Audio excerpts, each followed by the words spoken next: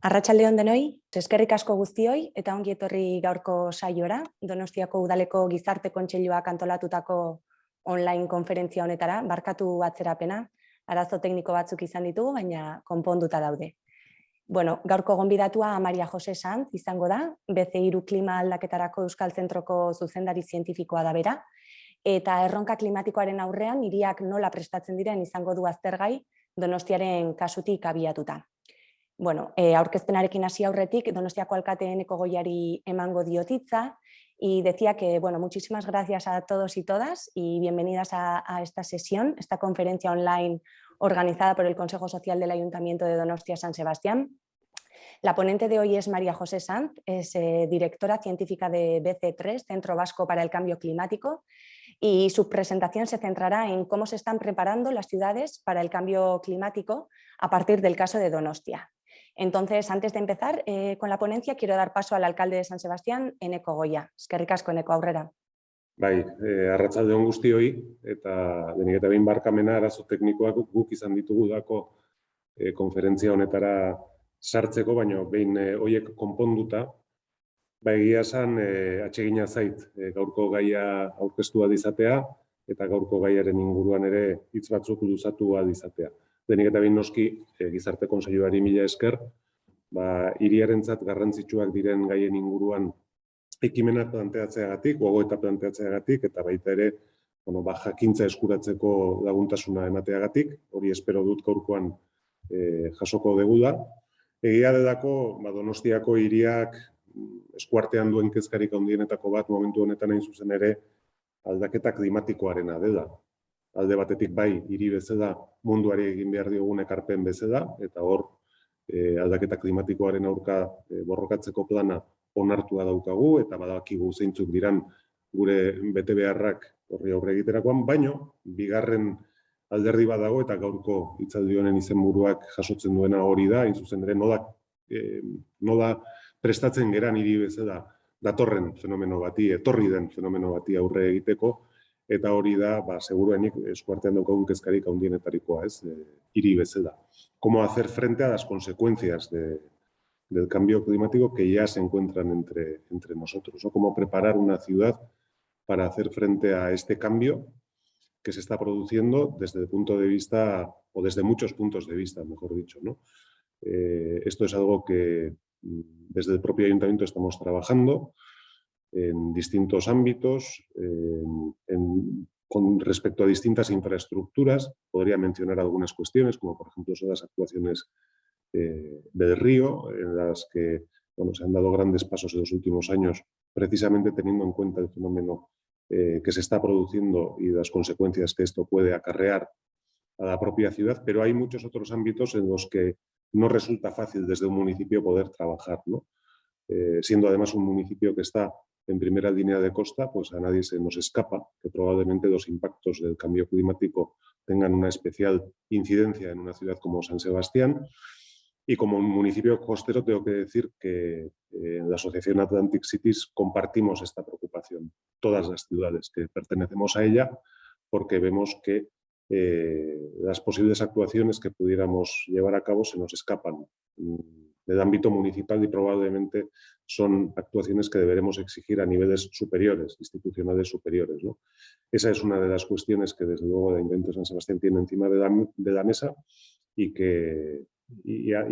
con la que estamos, reconozco, preocupados. Pero también hay muchos otros campos en los que estamos trabajando y tendremos que seguir trabajando, ¿no? La resiliencia de la propia ciudad, cómo nos preparamos ante lo que nos está viniendo y cómo damos respuestas desde la ciudadanía, por ejemplo. Bueno, yo no me voy a extender muchísimo más porque creo que lo interesante hoy es que podamos escuchar a María José Sanz, que estoy seguro de que nos ayudará a responder a algunas de las preguntas que como ciudad nos planteamos, y lo que espero es que este encuentro que hoy celebramos sea productivo y nos aporte ideas y orientaciones a todos los que participamos en el mismo. Eskerrik asko, María José, eta zurea da hitza. Muchísimas gracias, alcalde. Voy a compartir la pantalla. bueno, pues entre otras cosas voy a comentar un poquito por qué el cambio climático es muy importante, además de pasar un poquito por los impactos y un poquito de las soluciones desde el urbanismo, el hecho de que, como el alcalde bien ha dicho, hay instancias superiores que tienen que apoyar cómo las ciudades se preparan. Luego hablar un poquito de los planes de adaptación y cómo las ciudades lo tienen comparativamente con algunas ciudades. Y al final lo que quiero hacer es un repaso de qué realmente necesitamos, que no solamente a veces son infraestructuras, sino otras cosas, ¿no? Quería hablar un poquito también de la importancia de la gobernanza y de cómo abordar temas de gobernanza, de ciudadanía, etc. En primer lugar, quería poner encima de la mesa pues, las últimas evidencias, ¿no? que han salido del informe de evaluación del IPCC, el sexto informe, que ha salido hace muy poquito, ¿no? Y en donde ya se habla claramente que hay un cambio progresivo de variables climáticas, sobre todo pues, en temas relacionados con las temperaturas medias, que ya sabíamos, pero también, por ejemplo, regímenes de precipitación, una mayor frecuencia y una mayor severidad de eventos extremos, inundaciones, sequías, olas de calor, oleaje, ¿verdad? Que no se puede transparencia, etcétera, ¿no? Y esto varía mucho dependiendo de la zona geográfica. ¿Eso qué quiere decir? Pues que cada localización geográfica va a tener que considerar cuáles son sus peculiaridades en cuanto a lo que se refiere al cambio climático. ¿Qué es importante aquí destacar? Bueno, pues que en los climas futuros lo que vamos a observar es esto que os he puesto aquí, ¿no? Ahora, en la década anterior teníamos a lo mejor pues, un evento extremo cada 10 años de olas de calor. Actualmente estamos teniendo 3 prácticamente. Y si vamos a un escenario de 1,5 grados, que es lo que queremos no superar con el Acuerdo de París, estaremos en prácticamente 4. Si vamos a 2 grados estaremos en bastantes más, y si vamos a 4 grados en bastantes más, ¿no? Y además con incrementos del día, de temperatura del día más cálido, que podrían llegar, si llegamos a 4 grados, a 5 grados por encima del día cálido que tenemos ahora mismo, ¿no? Si nos vamos a eventos en 50 años, pues vemos un proceso similar. Los otros posibles efectos pues son las precipitaciones, es decir, las precipitaciones intensas, ¿no? El cambio de régimen. Aquí en el norte de la península ibérica hemos tenido un régimen de precipitaciones de poca intensidad y bastante continuo, y esto pues está cambiando. Y lo que se está viendo a nivel general es que pues antes a lo mejor teníamos un evento extremo, ahora tenemos más o menos uno, pero si pasáramos o llegáramos a 1,5, podríamos tener eventos extremos cada vez más frecuentemente en cuanto a cantidad de precipitación e intensidad. Y lo mismo ocurre con las sequías. Y estos son datos pues ya apreciaciones con bastante nombre, ¿no? O sea, ya no hay duda de que esto es muy probable de que vaya. Además, tenemos que contemplar de cara a la adaptación que hay algunos de los efectos que ya están ocurriendo, que van a ocurrir muy probablemente, que tienen una inercia tan grande que van a ser irreversibles. Es decir, que los vamos a tener que sufrir en cualquier caso, con lo que el clima se convierte en una necesidad. Eso hará falta además que haya acciones de mitigación que además contemplen que puede haber una vulnerabilidad. Es decir, la adaptación y la mitigación van a tener que ir cada vez más de la mano. Para San Sebastián, para Donostia, uno de los problemas más grandes es obviamente el incremento del nivel del mar. Y aquí os he puesto un gráfico en el que ve incrementos que ya han ocurrido, es decir, no estamos hablando del futuro, sino estamos hablando del pasado, ¿no? El 29 de mayo de 2019 pues, se observó un incremento medio del nivel del mar de 95 milímetros. Esto quiere decir que si hoy podríamos estar con un escenario 1,5 a 20 centímetros, en el año 2100 podríamos alcanzar los 120 centímetros de nivel del mar. Entonces, además hay escenarios menos optimistas, el nivel del mar y además una aceleración notable. está afectando además prácticamente a las regiones del mundo. Aquí hay dos casos, uno es precipitaciones intensas y otro olas de calor. En marrón las olas de calor y en verde las precipitaciones intensas, y veis que casi todas las regiones del mundo están afectadas por ambos, por ejemplo, por ambos tipos de fenómenos extremos, ¿no? Eso quiere decir que en la distribución de ese tipo de eventos es cada vez más, más. ¿Y por qué la escala local es importante? Es lo que nos confirma hoy aquí. La escala local es importante por varias razones, ¿no? Muchas de ellas relacionadas con el hecho de que el 70% de la población mundial actualmente ya se encuentra concentrada en áreas urbanas. Y aquí veis un poquito la distribución por países, ¿no? Por ejemplo, pues ya en China el 42% de la población vive en núcleos urbanos. En Europa ya está por encima, hace ya bastante tiempo, del 70%. Y solo quedan algunos países asiáticos y parte de África en la que la población urbana es menor, porcentajes menor, ¿no? Pero en los países más desarrollados la población está por encima del 70% de la ciudad. Y con este gráfico de aquí lo que os quiero enseñar es cómo ha variado la urbanización, o sea, la concentración de la población en núcleos urbanos desde 1990, que es el caso, en que tenéis grandes ciudades, ¿no?, de más de 10 millones de habitantes, pues localizadas en algunas zonas, en la India o en Estados Unidos, en algunas partes de Latinoamérica.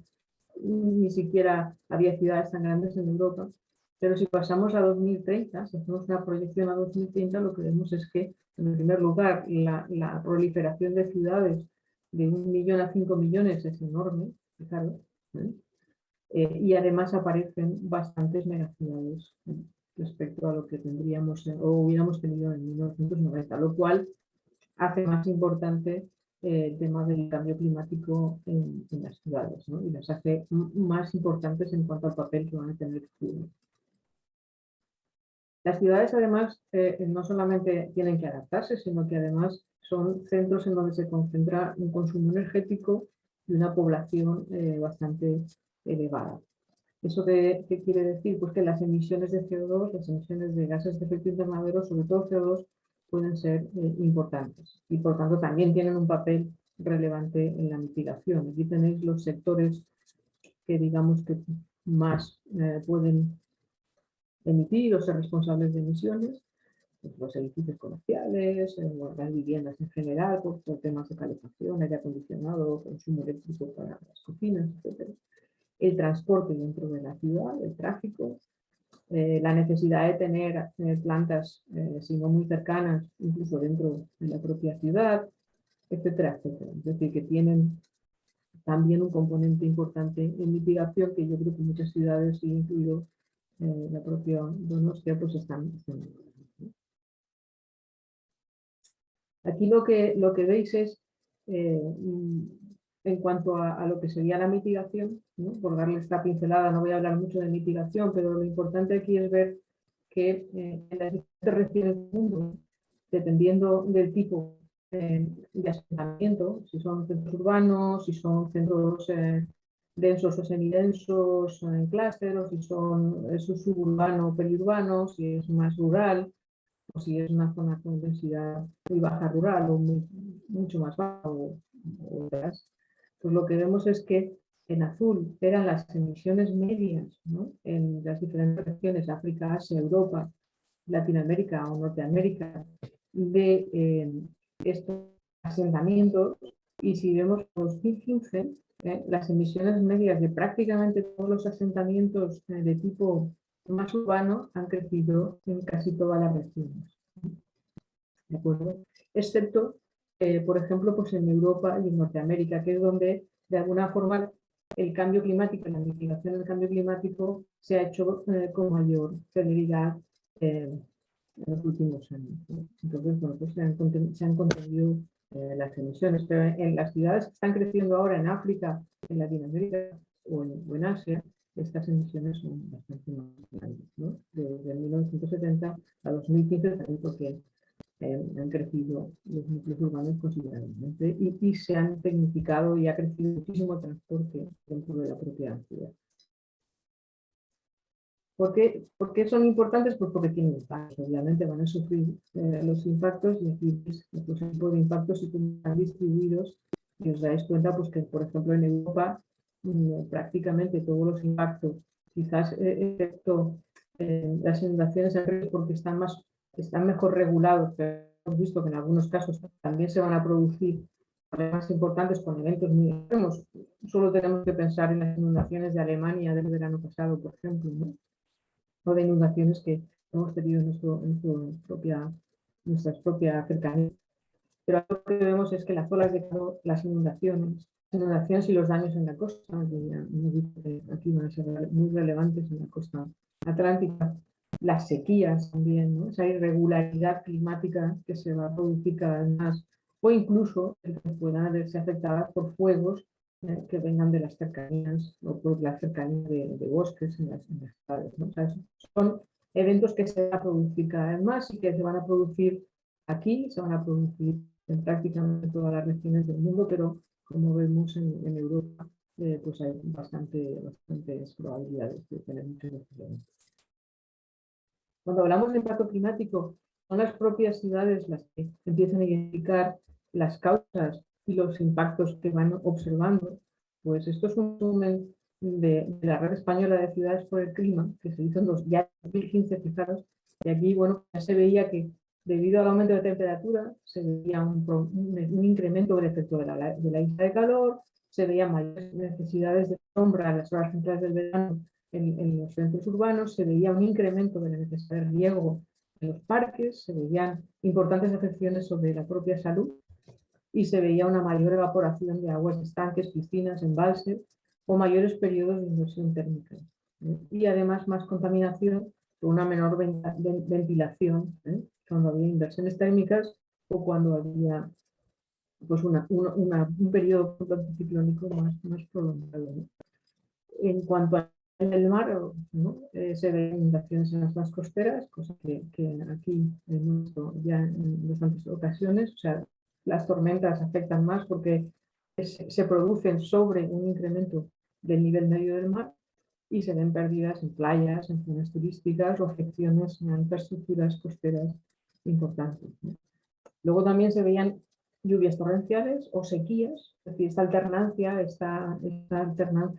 efectos más extremos, y ello producía cambios en la escorrentía o disponibilidad de agua, o sea que los sistemas de gestión del agua pueden absorber estos extremos con mucha mayor dificultad, entonces habría que adaptarlos. También se ven desprendimientos en taludes, incluso de vías urbanas, lluvias torrenciales que provocan inundaciones por avenidas, sobrecarga de infraestructuras del alcantarillado, riesgos de interrupción del suministro eléctrico de origen hidráulico, problemas de abastecimiento alimentario, riesgos de erosión, incremento de la presencia de determinados vectores de enfermedades o riesgos de incendios en algunas áreas urbanas, como decía, en las que hay una proximidad a zonas forestales, ¿no?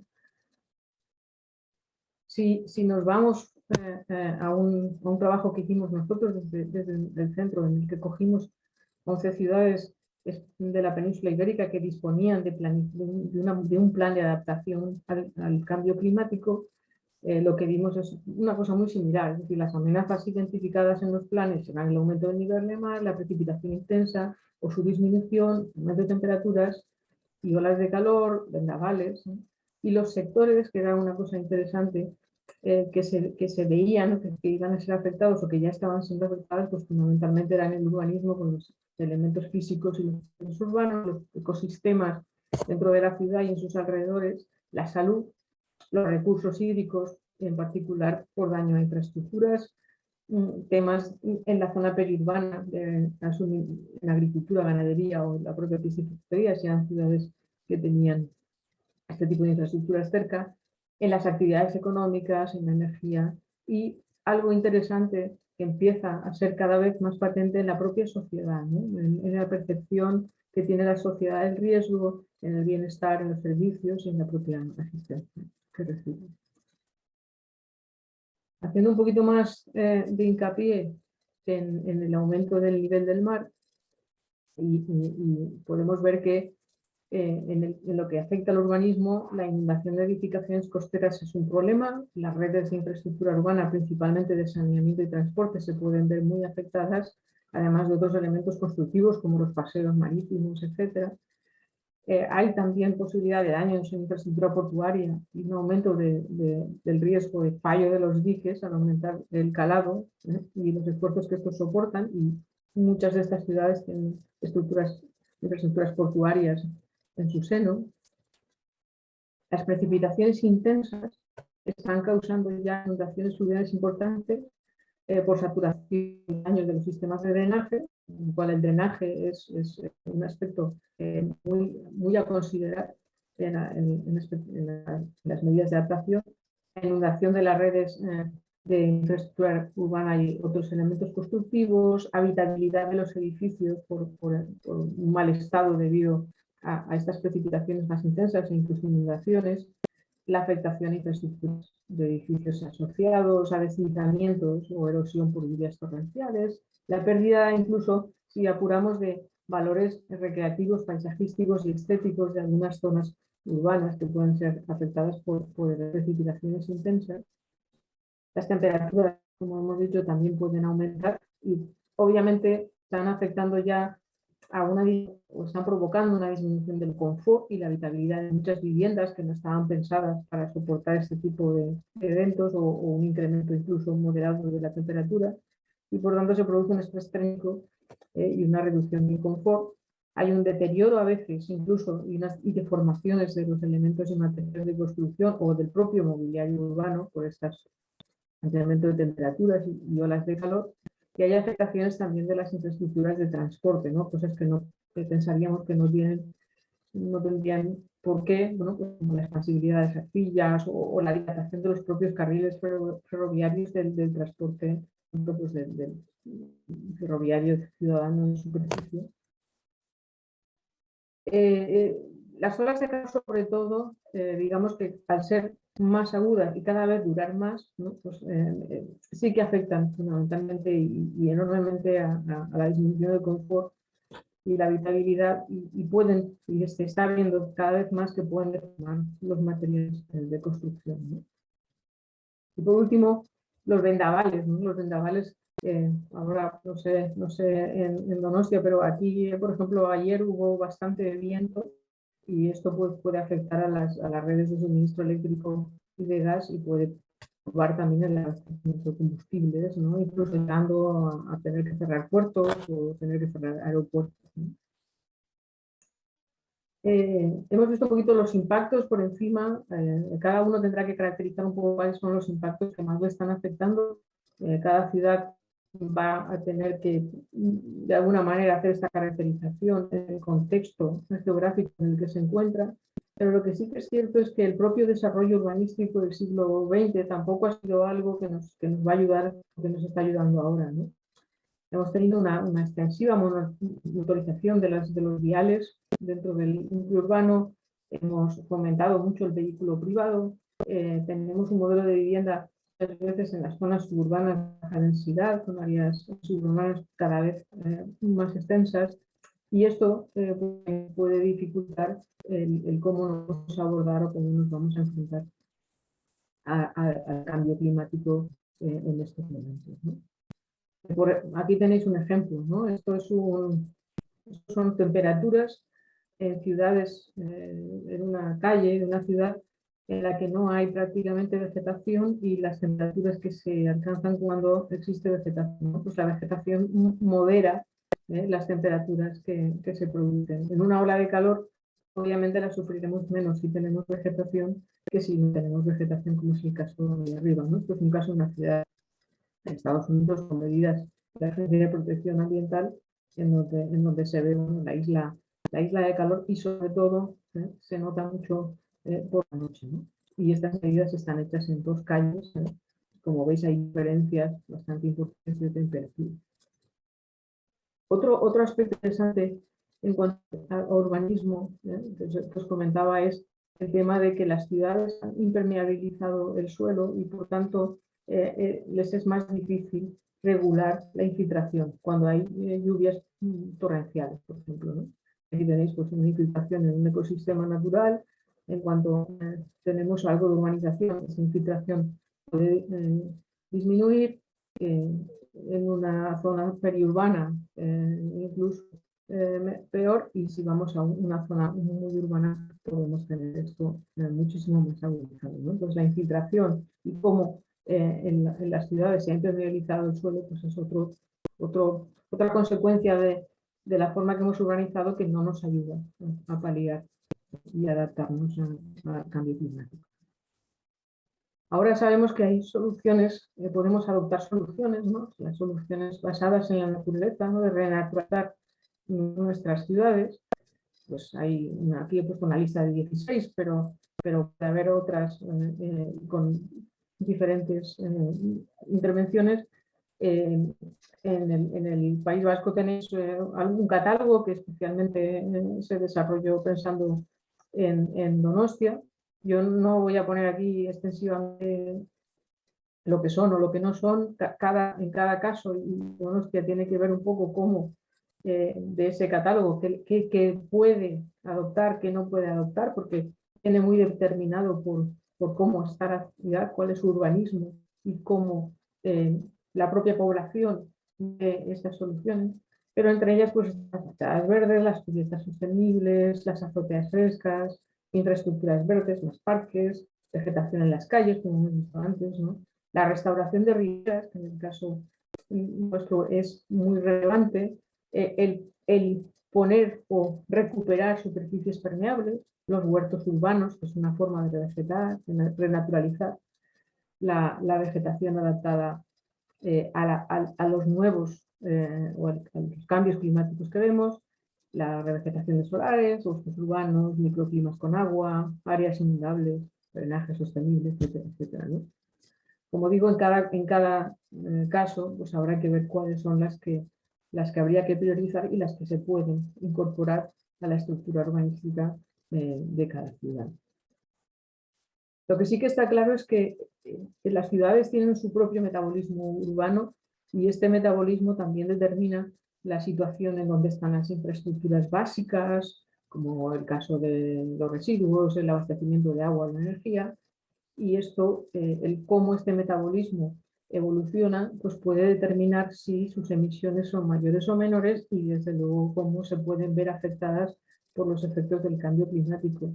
La ciudad recibe unos inputs y exporta una serie de cosas, entre ellas pues recibe agua de lluvia, exporta evapotranspiración o aguas residuales y residuos, y este metabolismo de cada ciudad es el que tenemos que conocer, que entender para ver un poco cómo está interaccionando tanto con la mitigación del cambio climático como las necesidades que pueda tener la ciudad de adaptarse. Recomendaciones desde el urbanismo, hay muchísimo, una lista, desde la planificación de instalaciones de grandes infraestructuras pensando que no estén en zonas vulnerables, de dedicar las zonas de mayor riesgo a usos menos sensibles, ¿no? Que no conlleven un riesgo alto para la población, garantizar que hay una reserva de espacios y zonas verdes, en la medida de lo posible, establecer restricciones a determinados usos o prohibir usos edificatorios en zonas en que sabemos que hay un riesgo muy alto de inundación, reducir en zonas inundables ciertos usos como el aparcamiento, etcétera. Es decir, que hay un montón de posibilidades, de recomendaciones desde lo que sería el urbanismo que incorporan aspectos relacionados con el cambio climático, no solo de adaptación, sino también de mitigación, como por ejemplo pues, la incorporación de energías renovables o la promoción de la eficiencia energética de edificaciones, etcétera. Esto, obviamente, la ciudad tiene sus competencias y estas competencias y esta capacidad de hacer cosas, pues a veces está limitada por instancias superiores, está condicionada por instancias superiores, ¿no? Por ejemplo, pues en comunidad autónoma pues existen unas directrices, unos instrumentos de ordenación del territorio que deben de contemplar también coherentes con lo que las ciudades necesitan y esperan, ¿no? para poder impulsar y no obstaculizar la capacidad de adaptación que puedan tener las propias ciudades y sus necesidades que estarán identificadas por el propio municipio. Aquí os he puesto el resultado de un análisis de 11 ciudades en la península ibérica. En donde... Perdona, María José. Sí. Está la pantalla bloqueada y creo que hemos avanzado. Perdón. Perdón, es culpa mía. No te preocupes. Bueno, pero lo que he dicho se ha entendido, ¿no? Como comentaba, teníais aquí lo que os decía, ¿no? Los instrumentos de ordenación del territorio. Esta sí es la que os estaba comentando ahora. Aquí lo que se ve son 11 ciudades, entre ellas está Donostia, y lo que vemos son seis aspectos, ¿no? Que son recursos, confianza, apoyo público-privada, conocimiento útil, monitorización, gestión adaptativa, ¿no? Son 7 aspectos que se pueden valorar en las estrategias de adaptación. Y se ve que en cada ciudad, cada plan de adaptación tiene unos aspectos, uno de estos u otro tiene un balance diferente. Es decir, no hay ninguna ciudad que sea igual a la otra en cuanto a la importancia o el esfuerzo que hace en estos 7 aspectos. Con esto lo que quiero decir, no hay una estrategia buena o mala. Hay estrategias que van adaptándose un poco a las circunstancias y a la idiosincrasia de cada ciudad. En el caso de lo que vemos es pues esto, ¿no? Lo que hemos encontrado, esto es un análisis que puede ser o podrías variar, y esto es hace un par de años, ¿no? Pero lo que vemos es que, bueno, pues que se dedican recursos, que hay un apoyo institucional importante, que hay un conocimiento bastante bueno, que hay una gestión adaptativa, se piensa en la gestión adaptativa, que quizá la monitorización pues es un poco más flojo y cómo se plantea en la estrategia de adaptación. Y esto es un poquito la foto, ¿no? Pero sí que es cierto que es una de las ciudades que cuentan con un plan específico, ya es un gran paso, que tiene una larga trayectoria en mitigación fruto de su adhesión a iniciativas como el Pacto de Alcaldes por el Clima y la Energía o la Red de Ciudades por el Clima.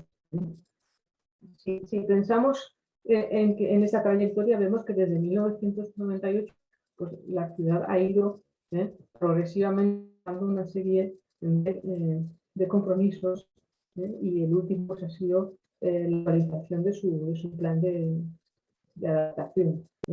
Y bueno, pues el informe de situación del plan de 50 de la ciudad. Y esto tiene una trayectoria y esto es muy importante, ¿no? Si pensamos un poquito en qué se podría mejorar en estos aspectos que hemos visto antes, bueno, pues impulsar los procesos de participación de agentes interesados y comunidades. Esto ayudaría a aumentar esa legitimación de lo que la ciudad y el municipio quiere hacer. El establecimiento de sistemas de monitorización. Esto siempre es un problema. El establecimiento de sistemas de monitorización es un problema porque es difícil hacerlo sistemático para poder tener un control y incurre en un coste, ¿no? Que a veces pues, es difícil de asumir.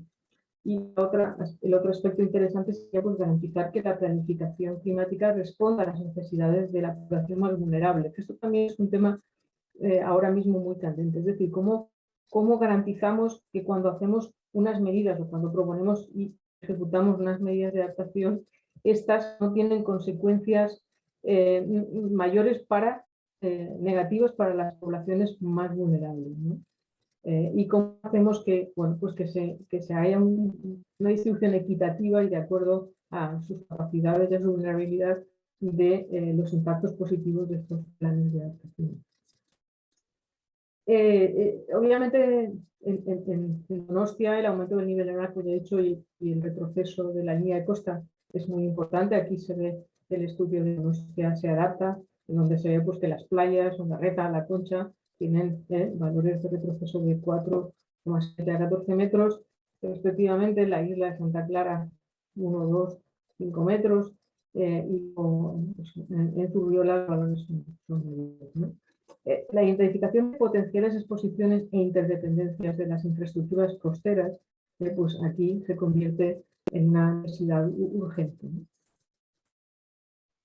Por otro lado, dentro del proyecto Urban Clima 2050, pues la ciudad también tiene una serie de actuaciones muy interesantes, como son pues, la evaluación de los planes municipales de emergencia, el integrar el plan de emergencias de efectos de la lluvia, temperatura, viento y subida del mar en estos planes municipales, es decir, poner el cambio climático también como un aspecto muy importante en los planes de emergencia, identificar y poner en marcha soluciones naturales, ¿no? Como hemos visto antes, hay muchísimas y muchas tienen varios beneficios, y para ello pues, hay una serie de herramientas que pueden ser orientadoras ya, que ya están encima de la mesa, pero como he dicho antes, ahora el trabajo es identificar dónde, cómo y cómo estas soluciones, cómo mostrar a la población que estas soluciones van a tener un impacto muy positivo en el futuro, en ellos mismos, ¿no? La otra actuación es la infraestructura verde.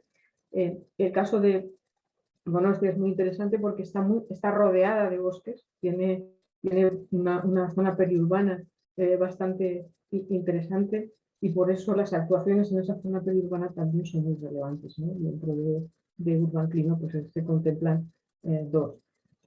Por último, pero no menos importante, las soluciones en las cuencas fluviales, es decir, esto puede ayudarnos a prevenir los riesgos de las inundaciones en el futuro, ¿no? Y aquí pues, bueno, se ven soluciones para naturalizar los cauces de algunos arroyos, ¿no?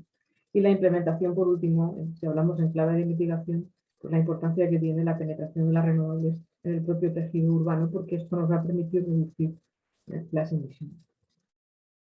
Hablando de emisiones, pues se ve que ha habido pues hay unas reducciones, se empiezan a haber reducciones, a lo mejor no todas las que quisiéramos, pero quizás lo importante aquí y lo que yo quería resaltar es que si vemos que en el tejido residencial pues hay una fracción importante de las emisiones, aquí quería hacer una mención respecto a que muchas veces adaptarnos al cambio climático para las olas de calor puede implicar utilizar algunas medidas que son de mala adaptación porque van en contra de la reducción de emisiones, ¿no?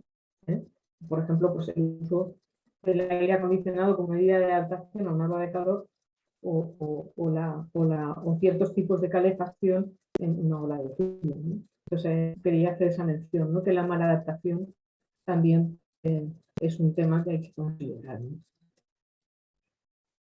Y ya para terminar, quería hablar un poquito de qué necesitamos, ¿no? Y qué necesitamos que no sea lo obvio, ¿no? Cuando hablamos de ciudades y hablamos de adaptación, tenemos escalas, unas ciudades de diferente tamaño, tenemos estructuras de gobernanza que son municipales, pero otras estructuras de gobernanza que pueden ser supramunicipales, tenemos modelos de información dentro de la propia ciudad, monitorización. Necesitamos una aproximación sistémica, ¿no? Estos son, digamos, 4 claves, ¿no? ¿Por qué? Pues porque tenemos que planificar, diseñar, tenemos que incluir infraestructuras, tenemos que incluir más infraestructuras verdes y azules y ver cómo tratamos con la infraestructura que ya está construida. Tenemos que generar un sistema de consumo y de producción sostenible de la ciudad o en sus alrededores. Necesitamos finanzas, necesitamos dinero, de todo esto. Necesitamos además informar a la población, necesitamos hacer todo esto en un contexto de incertidumbre porque no sabemos exactamente lo que va a ocurrir y eso nos condiciona estas claves de las que hablábamos antes. Pero esto solo se va a poder hacer si empoderamos a los ciudadanos para la acción, si construimos alianzas de colaboración a largo plazo, si coproducimos con los ciudadanos, coproducimos con los diferentes actores.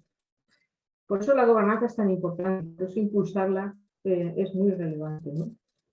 A pesar de que es un problema global, el cambio climático, estamos hablando de fomentar una gobernanza multinivel, en el que la gobernanza local, el nivel local, es muy importante, ¿no? Y en este sentido hablamos de gobernanza climática, hablamos de capacitación institucional y de implicación psicosocial, ¿no? Es decir, estamos ya introduciendo el elemento psicosocial a la ciudadanía y cómo puede eso, ¿no? Y hay las barreras, ¿no?, de implementación de las políticas climáticas que no podemos ignorar, ¿eh? Si hablamos de gobernanza climática, pues el liderazgo es muy importante, el consenso es muy importante, tener presupuesto para hacerlo, y financiación, o tener una capacidad de integrar las políticas climáticas en otras políticas municipales. La falta de planificación puede ser una barrera, ¿no? Y la coherencia o la falta de coherencia o la falta de normativa. Y aquí, insisto, la normativa o la regulación pues tiene varios niveles, ¿no? Tiene varias escalas y tienen que ser todas ellas coherentes. Y algunas, el municipio, el nivel local no las controla todas, ¿no? En capacitación institucional, bueno, los recursos humanos son fundamentales. A veces nos olvidamos de que las personas son muy importantes, de que la toma de decisiones depende de la capacidad de las personas y de su formación. La falta de coordinación a veces puede ser un problema entre instituciones o dentro del propio municipio. El apoyo institucional o el seguimiento y control, ¿no?, que hablábamos antes, los sistemas de monitorización, tener una constancia. A nivel psicosocial, digamos que la implicación ciudadana es crítica y para eso la ciudadanía tiene que hacer, ¿no? Y tiene que pues, promocionarse el activismo comunitario, ¿no? Las comunidades ciudadanas tienen que activarse y tienen que tener un conocimiento lo suficientemente profundo para que sus acciones vayan acompañando a los otros niveles de gobernanza, ¿no? Y por supuesto tiene que haber una implicación también del sector económico y del sector privado. Aquí os he puesto una lista de aspectos importantes, ¿no?, relacionados con estos tres claves de la gobernanza local, ¿no? Desde la gobernanza formal, liderar desde la alcaldía es fundamental, tener un plan municipal de mandato importante, integrar, como he visto antes, promover la creación de órganos de coordinación o de comités, o como les queráis llamar, más o menos formales, un presupuesto acorde a la planificación que se tenga, la necesidad de una acción programada, ¿no?, el fomentar la vinculación de la normativa con estas políticas o con estos planes. La capacidad institucional también es fundamental. Para mí, y desde mi experiencia profesional durante muchos años trabajando en otros países, la consolidación del personal técnico municipal y la continuidad de los equipos es algo fundamental. Que estos equipos tengan una formación continua y actualizada en cambio climático, que se promocione la colaboración, no solamente intramunicipal, sino también con otras ciudades, que se impulse y se sea consciente de lo importante que es la monitorización y el seguimiento del control de los objetivos que se han impuesto, incluyendo indicadores comunes de trazabilidad, o establecer cauces de comunicación y coordinación directa entre las instituciones, y un apoyo técnico especializado en algunos casos puede ser necesario, ¿no? En cuanto a la ciudadanía, como decía, promover el conocimiento sobre el cambio climático, evitar una comunicación catastrofista en exceso y en su lugar reforzar los mensajes de cobeneficios y de lo beneficioso que puede ser para la propia ciudadanía la efectividad de las medidas, el realizar un diagnóstico de hábitos, dónde podemos hacer estos cambios en los hábitos de nuestra ciudadanía, que no son iguales en todas las ciudades, incentivar políticas para revertirlos, que vayan desde, pues, no sé, el transporte público, incentivos al comercio local. Estos incentivos pueden ser de múltiples caracteres y que dependen mucho también de las competencias, pero que tenga la municipalidad, ¿no? Impulsar plataformas de colaboración o extender programas de educación ambiental. Y yo creo que los programas de educación ambiental son muy importantes y cada vez debemos de ser conscientes que no solo que son importantes, sino que tienen que ir en profundidad. Y por último, pues tratar de utilizar los medios de comunicación o las redes sociales, apelando un poquito pues, a la parte emocional y basándonos en la confianza, generar confianza con la ciudadanía para que reciba esos mensajes y los asimile. Como decía, Donostia pues tiene su estrategia, tiene el plan 2050, tiene el plan de adaptación, está integrando en una misma dirección salud y medio ambiente, lo cual es muy interesante, y está desarrollando normativas vinculantes como la Ordenanza Municipal de Eficiencia Energética. O sea que tiene los elementos necesarios para seguir impulsando la adaptación en la ciudad. Soy consciente de lo difícil que es esto y que desde luego pues muchas veces hace falta contrastar, y quizás siempre es muy útil contrastar con otras ciudades que pueden tener problemas similares, ¿no? Y de eso pues también se aprende muchísimo, ¿no? Y por eso las redes de ciudades son muy relevantes. Además, pues tenéis los órganos de gobernanza que están previstos en el Plan 2050, que esto refuerza, y es interesante, y será muy relevante ver cómo van evolucionando sus trabajos. Y ya por último, y esto ya no se refiere exclusivamente o específicamente a Donostia, yo creo que las claves para reforzar lo que el alcalde ha dicho al principio, ¿no? Que es cómo las ciudades se enfrentan, cuáles son los retos y lo difícil que es, ¿no? Pues están primero en que exista una conciencia colectiva de qué es la emergencia climática, y que si conseguimos abordar este reto vamos a tener múltiples beneficios. Segundo, las políticas incipientes en los municipios, sobre todo en los de pequeño tamaño, tienen que seguir siendo reforzadas. Tiene que haber una componente climática en la implementación de la planificación urbanística.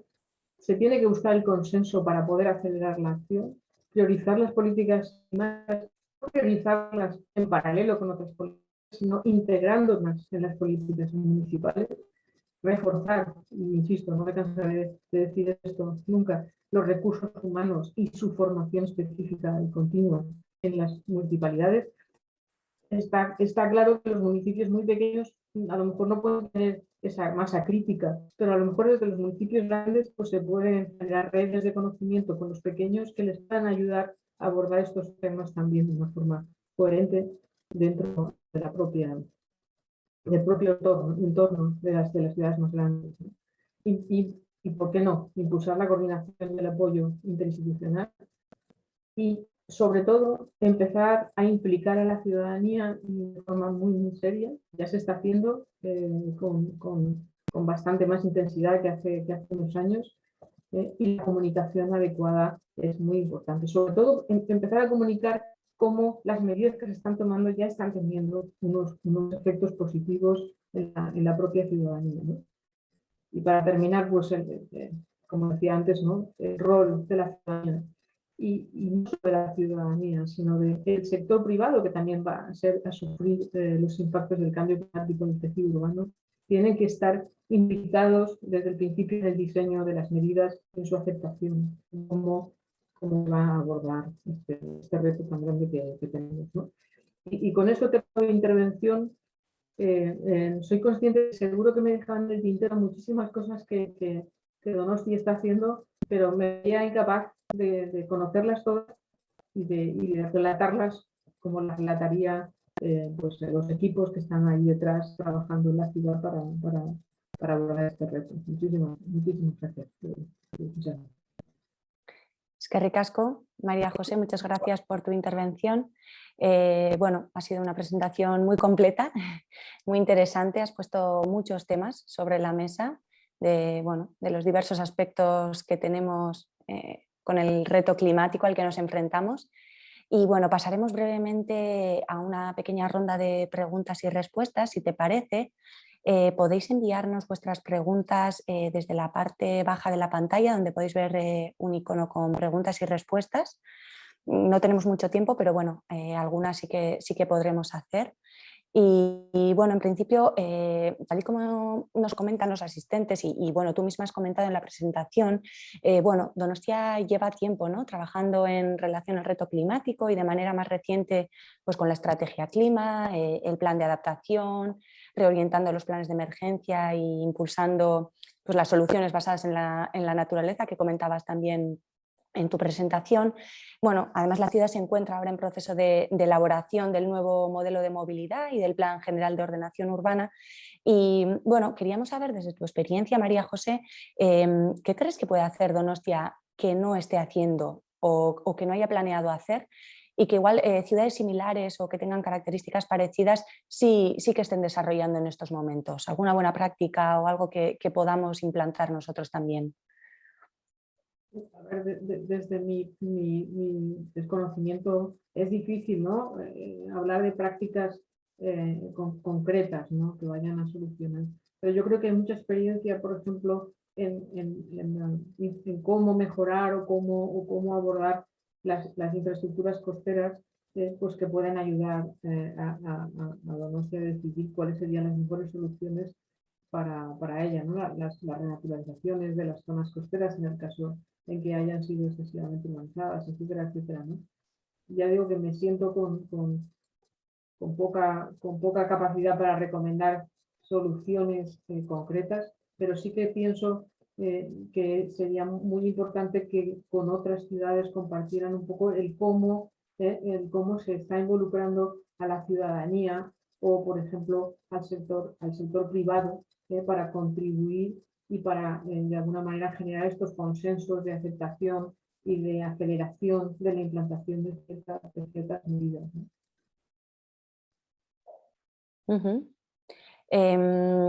Bueno, también has mencionado, y creo que ha sido el alcalde al inicio quien ha mencionado otro término que escuchamos bastante últimamente, que es el de la resiliencia. ¿Cómo ves la ciudad en este aspecto? Bueno, yo creo que si llegamos al 1,5 a los 2 grados, pues la resiliencia de Donostia por su exposición costera pues puede ser limitada, lo cual quiere decir que las actuaciones tienen que empezar a pensarse bien ya.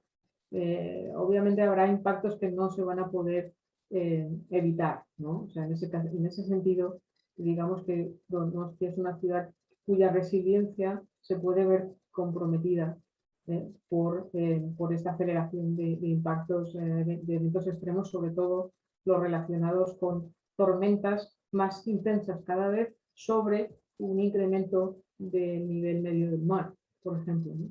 Eso puede ser una de las claves o de los riesgos más grandes que va a tener esta ciudad por su exposición en la línea de costa. Nos dice uno de los participantes que sin poner en duda el cambio climático, pues cada vez hay más inundaciones, sequías temporales y que lo solemos achacar al cambio climático y sin embargo que estos fenómenos también son naturales o han existido desde hace tiempo. ¿Estamos achacando al cambio climático procesos que son naturales o cuál es tu opinión al respecto? Estos procesos por definición han ocurrido en el pasado. Lo que está ocurriendo con el cambio climático es que su intensidad y su frecuencia se está incrementando.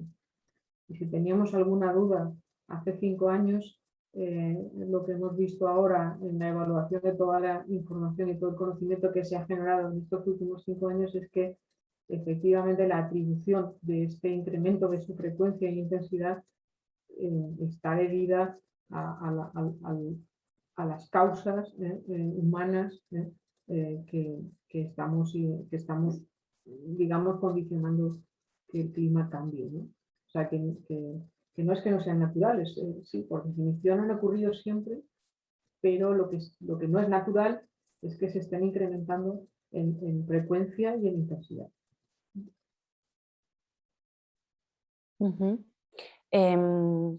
Nos comentan también, por ejemplo, que en la presentación, en la comparativa de las ciudades sobre planes de adaptación al cambio climático, has destacado que Donostia tiene 2 asignaturas pendientes, digamos, ¿no? La de la legitimidad por un lado y el de la monitorización por otro.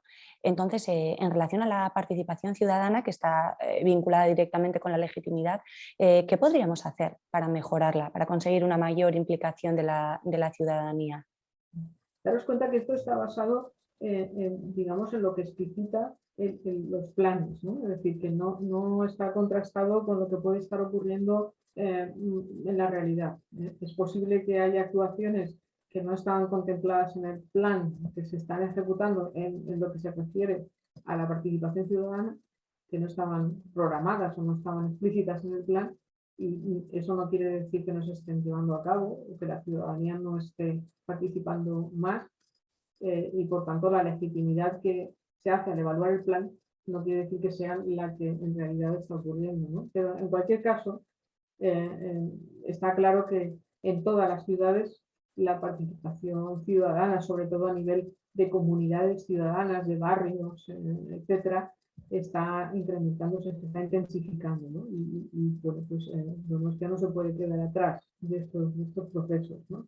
Imagino que en algunos barrios, por ejemplo, habrá más participación que en otros, habrá habido más eventos participativos, y lo que hay que hacer es extenderlos en la medida de lo posible a toda la ciudad y desde luego enfocarlos, y transmitirle a la ciudadanía lo que comentaba antes. O sea, el hablar solo de catástrofes lo que hace muchas veces es desincentivar la acción.